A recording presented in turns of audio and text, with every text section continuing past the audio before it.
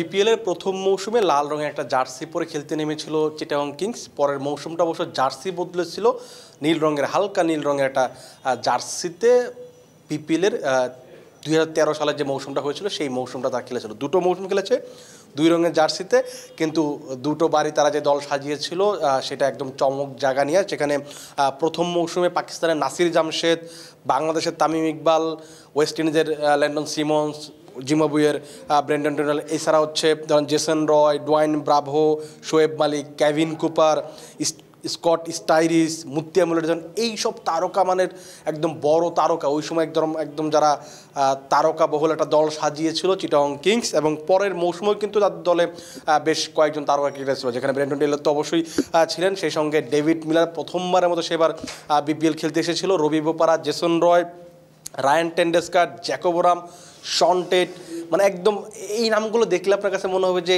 Franchise ক্রিকেটে তো এমন ক্রিকেটারদের নিয়ে তো দল সাজানো উচিত। এরকম দল সাজানোর মাঝে ক্রিকেটারদের নিয়ে চমক তো ছিল, সেই সঙ্গে বড় একটা চমক ছিল মেন্টরিংয়ের জন্য তারা দায়িত্ব দিয়েছিল ব্রায়ান লারাকে। আপনি হয়তো স্ক্রিনে ছবিগুলো দেখছেন, ছবিগুলো দেখে হয়তো আপনি নস্টালজিয়া হয়ে যেতে পারেন যে এই সময়কার আমি যখন যে সময়কার বিপিএলের কথা বলছি, তখন বিপিএল নিয়ে মানুষের যে উদ্দীপনা ছিল, উত্তেজনা ছিল, বা মানুষের যে আগ্রহ ছিল, সেটা কিন্তু দিনকে দিন কমতে শুরু করেছে। একেবারে যে কমে গেছে সেটা বলা যাবে না, মাঝে কয়েকটা মৌসুম ভালো না হয়, সেই ক্ষেত্রে একটু ভাটা পড়েছে বলা চলে। আবার নতুন একটা মৌসুম শুরু হবে, বিপিএল যখনই বাংলাদেশে শুরু হয়, বিপিএলের মৌসুম যখন আসে, তখন বাংলাদেশের মানুষ সেই নিজেদের পুরো ফোকাসটাই বিপিএলের উপর রাখে। এখনও 3 থেকে 4 মাস মানে দেরি আছে বিপিএল শুরু হওয়ার, কিন্তু বাংলাদেশের মানুষ কিন্তু সেটা নিয়ে আগ্রহে আছে বা জানার চেষ্টা করছে যে বিপিএলের আপডেট কী। আমরাও চেষ্টা করছি বিপিএলের আপডেটটা কীভাবে দেওয়া যায়। আমাদের আজকের আলোচনাটা আসলে মূলত, যেহেতু চিটাগং কিংস নিয়ে আলোচনা শুরু করেছি, আমাদের পুরো আলোচনাটা চট্টগ্রাম কেন্দ্রিক। কারণ চট্টগ্রাম চ্যালেঞ্জার্স নামে বেশ কয়েকটা মৌসুম ধরে খেলে আসলো আক্তার গ্রুপের একটা মালিকানাধীন কোম্পানি। তারা বিপিএলে ছিল, এইবারও তারা থাকতে চায়, এবং নতুন করে যে জিনিসটা শোনা যাচ্ছে যে চিটাগং কিংস এসকিউ স্পোর্টসের একটা প্রতিষ্ঠান, তারা হচ্ছে ফ্র্যাঞ্চাইজি নিতে চাচ্ছে, আবার পুরনো উদ্যমে ফিরতে চাচ্ছে প্রথম 2 মৌসুমের মতো। এখন কথা হচ্ছে, এই যে দুটো দল একটা ফ্র্যাঞ্চাইজি নিয়ে বা একটা দল নিয়ে দুটো ফ্র্যাঞ্চাইজি মানে লড়াই করছে, এটা বিপিএলের জন্য অবশ্যই ভালো, কিন্তু এর মাঝে আসলে একটা ফাঁকফোকর আছে, যে ব্যাপারটা যে চট্টগ্রাম চ্যালেঞ্জার্স থাকবে কিনা, এটাই সবচেয়ে বোধহয় বড় প্রশ্ন। এই প্রশ্নের উত্তর যদি আপনি খুঁজতে চান, সেখানে আমার একেবারে ডিরেক্ট একটা উত্তর হবে যে এখনও তাদের সম্ভাবনা আছে, তবে সেটা খুবই ক্ষীণ। কীরকম কারণ, কেন তাদের সম্ভাবনা ক্ষীণ, কী কারণে তারা দল নিতে পারবে না বা নেওয়ার সম্ভাবনা কম, সেই সম্ভাবনার কথাগুলোই বলবো বা সেই সমস্যার কথাগুলোই বলবো। আপনারা যদি জানেন যে বিপিএলে যখন আপনি একটা দল খেলবে, তাদের একটা ফ্র্যাঞ্চাইজি ফি দিতে হয়, এন্ট্রি ফি দিতে হয়, সেখানে খুব সম্ভবত প্রায় 1.5 কোটি টাকা দিতে হয়, প্রত্যেকটা মৌসুমের আগে 1.5 কোটি টাকা জমা দিতে হয়। আপনারা জেনে একটু অবাক হবেন যে গত যে মৌসুমটা আমরা বিপিএল সিজন পার করেছি, সেই মৌসুমের যে একটা এন্ট্রি ফি ছিল বা ফ্র্যাঞ্চাইজি ফি ছিল, সেই ফিটা এখন পর্যন্ত চট্টগ্রাম চ্যালেঞ্জার্স পরিশোধ করেনি। এবং এই মৌসুমের আগে আপনাকে আরও একটা এই ফ্র্যাঞ্চাইজি ফি দিতে হবে, অর্থাৎ 1.5 কোটি আর 1.5 কোটি, এই হচ্ছে 3 কোটি টাকা তাদের বকে আছে। শুধু এইটা না, এখনকার যে পরিস্থিতি, এই বাস্তবতায় তাদের জন্য সবচেয়ে বড় যে সমস্যাটা তৈরি হবে, সেটা হচ্ছে যে আপনাকে বিসিবির কাছে একটা গ্যারান্টি ফি দিতে হয়, সেখানে 8.5 কোটি টাকা দিতে হয়। সেই 8.5 কোটি টাকা বিসিবিকে দিয়ে দিতে হয়। ব্যাপারটা এরকম না আপনি এখনই খরচ করবেন, তেমনও না। সেটা করতে হয় কি, আপনাকে একটা ব্যাঙ্ক অ্যাকাউন্ট থাকবে, সেই ব্যাঙ্ক অ্যাকাউন্টে আপনি দেখাবেন যে এখানে আমার 8.5 কোটি টাকা আছে, সেই 8.5 কোটি টাকা থাকবে, ওই নিশ্চয়তা আপনার কাছে বিসিবি নেবে। কারণ যদি আপনি যে সমস্যাটা যেটা হয়, যে ফ্র্যাঞ্চাইজিরা অনেক সময় ক্রিকেটারদের পাওনা দেয় না, পারিশ্রমিক দেয় না, সেই টাকাগুলো তখন এই গ্যারান্টি ফি থেকে দেওয়ার চেষ্টা করা হয় অনেক সময়, যদি এই পরিস্থিতি তৈরি হয়। এই হচ্ছে 8.5 কোটি, আর হচ্ছে দুটো মৌসুমের ফ্র্যাঞ্চাইজি ফি, মানে 3 কোটি। এই হচ্ছে 11.5 কোটি টাকা চট্টগ্রাম চ্যালেঞ্জ যদি দল নিতে চায়, তাদের এখন আসলে এটা খরচ করতে হবে। শুধু এইটা না, কিন্তু 11.5 কোটি তো অবশ্যই আছে, সেই সঙ্গে আরও কিছু সমস্যা চট্টগ্রাম চ্যালেঞ্জার্সের আছে। সেটা হচ্ছে যে আমরা কয়েকদিন একটা ভিডিও বানিয়েছিলাম, সেখানে বলেছিলাম যে জশ ব্রাউন, টম ব্রুস, এরকম বেশ কয়েকজন ক্রিকেটারের পারিশ্রমিক তারা বাকি রেখেছেন।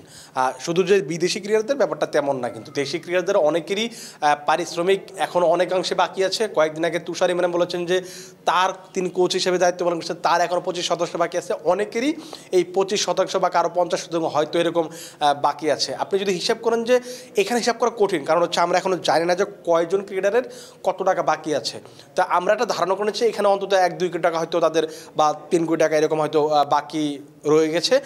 এই যে বাকি টাকাটা আপনি যদি 11.5 কোটির সাথে এখানে আরও 2-1 কোটি যোগ করেন, তার মানে যদি 13 থেকে 14 কোটি টাকা এই বিপিএলে যদি তারা অংশগ্রহণ করতে চায়, অংশগ্রহণ নিশ্চিত করার জন্য তাদেরকে এই 12 থেকে 13 কোটি টাকা দিতে হবে, মানে একদম ইনস্ট্যান্ট দিতে হবে। আপনি এই যে দেশের এখনকার যে পরিস্থিতি, সেই পরিস্থিতি বিবেচনায় 12 কোটি টাকা আপনি একসাথে এই মুহূর্তে দিয়ে দেওয়া, আপনি যত বড় কোম্পানি হন না, কারণ প্রত্যেকটা কোম্পানি এখন কিন্তু একটা ভয় আছে যে সামনের ব্যবসা কেমন হবে, কি হতে পারে, কোথায় ইনভেস্ট করবে, ইনভেস্ট করা উচিত হবে কি হবে না, সেই ব্যাপারগুলো কিন্তু মাথায় তাদের রাখতে হচ্ছে। এই যে 12 থেকে 13 কোটি টাকা তাদের বিপিএলে মানে থাকতে হলে বা থাকতে চাইলে যে এই টাকাটা জমা দিতে হবে, সেই টাকাটা এখন তারা দিতে পারছে না, এখন পর্যন্ত দেয়নি। এটা আমাদের কাছে এই তথ্যটা আছে। আমরা যোগাযোগ করার চেষ্টা করেছিলাম যে চট্টগ্রামের মালিক পক্ষের সঙ্গে, যে তারা আসলে কি ভাবছে, তারা এই টাকা জমা দিবে কি দিবে না, বা দিয়ে তারা অংশগ্রহণ করবে কিনা। আমরা যতটুকু জানতে পেরেছি, তাদের সঙ্গে কারোর সঙ্গে কথা বলা জানি, কিন্তু আমরা বিভিন্ন সূত্র থেকে যে জিনিসগুলো জানতে পেরেছি যে তারা থাকতে চায়, কিন্তু এখন পর্যন্ত তারা এই টাকাগুলো জমা দেয়নি। আপনি যেটা বলছিলাম যে 12 থেকে 13 কোটি টাকা তো জমা দিতে হচ্ছে, আপনি যদি এবার দল সাজান, আপনাকে সেখানে আর অন্তত 15 কোটি টাকা খরচ করতে হবে অন্তত। এইটা তো অবশ্যই আপনাকে খরচ করতে হবে, কারণ আপনি একটা দল সাজাবেন, সেখানে বিদেশি ক্রিকেটার, দেশি ক্রিকেটার, থাকা খাওয়া, আবাসন ব্যবস্থা, আরও কত কিছুই আছে। এখন আপনার দলে বড় কোনো স্পন্সর প্রতিষ্ঠান আসবে কিনা, যাদের টাকা দিয়ে আপনি চলবেন, এটা তো সম্ভাবনা মানে খুবই কম। কারণ আপনি যদি লাস্ট 2 মাসে বাংলাদেশের পরিস্থিতি দেখেন, সেক্ষেত্রে কিন্তু বড় কোনো প্রতিষ্ঠান বড় পরিসরে স্পন্সরশিপ করবে বা স্পন্সর হবে, আর সেটা সম্ভাবনা কিন্তু কম। এই ক্ষেত্রে দেখুন, আপনাকে 15 কোটি টাকা যদি দল সাজাতে হয়, 13 কোটি টাকা 14 কোটি টাকা আপনার আগের বকেয়া, এই যে 30 কোটি টাকা, সেইটা খরচ করার সামর্থ্য অবশ্যই আক্তার গ্রুপের আছে। কিন্তু এই মুহূর্তে তারা সেই টাকাটা খরচ করবে কিনা, সেটা হচ্ছে সবচেয়ে বড় প্রশ্ন। এই কারণেই তারা বিপিএল থাকছে কি থাকছে না, সেটা নিয়ে একটা দোলাচল থাকছে, বা সম্ভাবনা যে তৈরি হয়েছে বা সম্ভাবনা নেই বললে চলে, সেটাই আর কি বলা যায়। এখন জিনিসটা হচ্ছে যে চট্টগ্রাম চ্যালেঞ্জার্স চলে গেলে, সেক্ষেত্রে আমি শুরুতে যেটা বলছিলাম যে চিটাগাং কিংস তারা বিপিএলে ফিরতে চায়।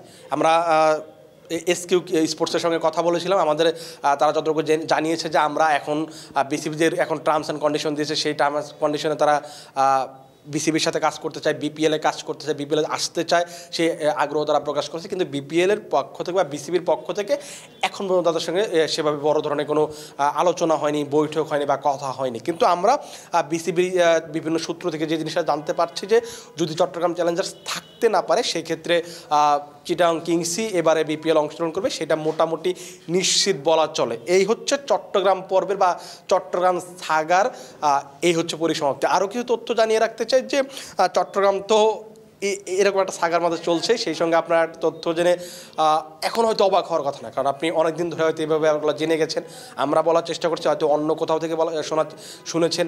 তো যে জিনিসটা হচ্ছে যে কুমিল্লা এবারের বিপিএলে থাকছে না, সেটা খুবই অনুমেয় ছিল, কারণ নাফিসা কামাল, তিনি বাংলাদেশের সাবেক অর্থমন্ত্রীর মেয়ে, তিনি এখন দেশের বাইরে আছেন। তার প্রতিষ্ঠানগুলো এখন আসলে এত টাকা খরচ করবে কিনা, তিনি যেহেতু নিজে নেই, তার বাবা যেহেতু এখানে নেই, তার পুরো পরিবার যেহেতু দেশের বাইরে, সেক্ষেত্রে তার সম্ভাবনা নেই বললে চলে। বিসিবির পক্ষ থেকে যেটা এখনও অফিসিয়ালি তো বলা হয়নি অবশ্যই, কিন্তু আমরা যেভাবে জানার চেষ্টা করেছি, তারা বলেছে যে খুব সম্ভবত কুমিল্লাকে আপনি এই মৌসুমে, অন্তত এই মৌসুমে আপনি দেখবেন না, পরের মৌসুমে দেখা যাবে কিনা সেটাও আসলে সন্দেহ আছে।